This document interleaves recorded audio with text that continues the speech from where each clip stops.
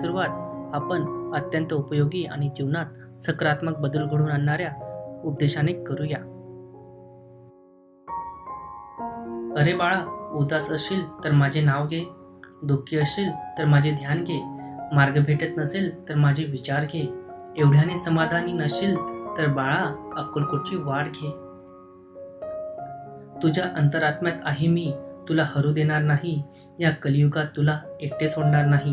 जी झुंज तू खेळतो आहेस मनाशी, त्यात तुला मार्ग दाखवत असणार मी. सुखच हवे आहे असा हट्टहास करू नको, कारण प्रत्येक परिस्थितीमध्ये सुख हे लपलेलेच आहे. जसे दुधात दही लपलेले असते, तसेच तुझ्या कर्माच्या रवीने लपलेले सुख बाहेर येईल. अरे बाळा, काय तुझा आमच्यावर विश्वास नाही? मग एकटा झुरत बसण्यापेक्षा मला हाक मारायची, मी आहे ना तुझ्या पाठीशी.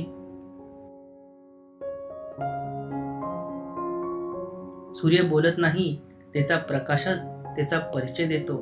त्याचप्रमाणे तुम्ही तुमच्याबद्दल काहीच बोलू नका. उत्तम कर्म करत राहा, लोकच तुमचा परिचय देतील. अडचणी आयुष्यात नव्हे तर मनात असतात. ज्या दिवशी मनावर विजय मिळवाल त्या दिवशी आपोआप मार्ग निघेल.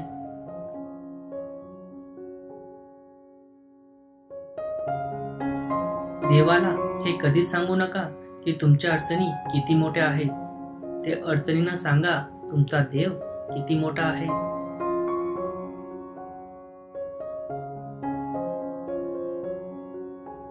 तुला जर असे वाटत असेल की कशाला स्वामीला उगाच त्रास द्यायचा आपले दुःख सांगून, तर खरा त्रास तू आता देत आहेस काहीच न सांगून. जीवनात कोणतेही वळण आले तरी स्थिर राहा, कारण स्थिर मनातच माझे प्रतिबिंब दिसेल.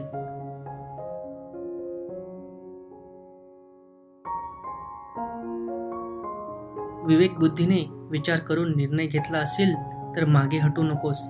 ठाम राहा आणि ते कृतीमध्ये उतरव.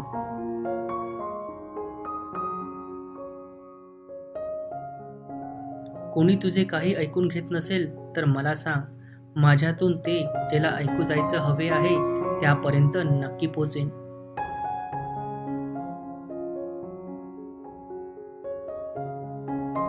लक्षात ठेव, नामस्मरण कधीच कर्म त्याग करायला सांगत नाही.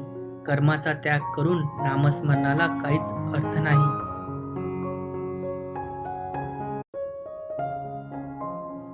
बाळा, मला तुझी काळजीच नाही तर प्रेम आहे, म्हणून तुला मार्ग दाखवण्यात सदैव तत्पर असतो. फक्त एकदाच हाक मार.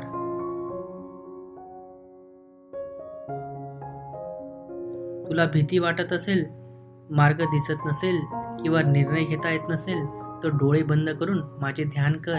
अशाने तू माझ्याशी संवाद साधशील.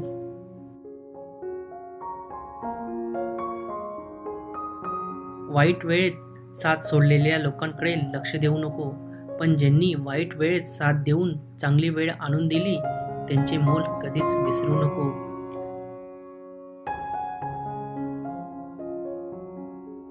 जीवनाच्या बँकेत पुण्याचा बॅलन्स पुरेसा असेल तर सुखाचा चेक कधीच बाउन्स होणार नाही. विचारांवर लक्ष ठेव, त्याचे शब्द होतात, आणि शब्दांवर लक्ष ठेव, त्या कृतीमध्ये उतरतात. कृतीवर लक्ष ठेवा, त्या सबबी बनतात. सबबीवर लक्ष ठेवा, त्यातून चरित्र घडते, आणि चरित्रावर लक्ष ठेवा, त्यातून आपले भविष्य घडते. असे म्हणतात की काळजी करणारी माणसं मिळायला भाग्य लागतं, पण अशी माणसं आपल्याला मिळाली हे समजायला जास्त भाग्य लागतं.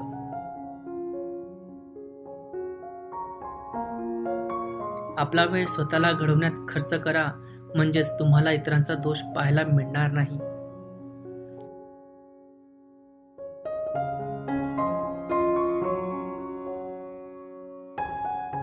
नियत कितीही चांगली असू द्या, ही दुनिया आपल्या दिखाव्यावरून आपली किंमत ठरवत असते, आणि आपला दिखावा कितीही चांगला असू द्या, परमेश्वर आपली नियत ओळखून आपल्याला फळ देत असतो.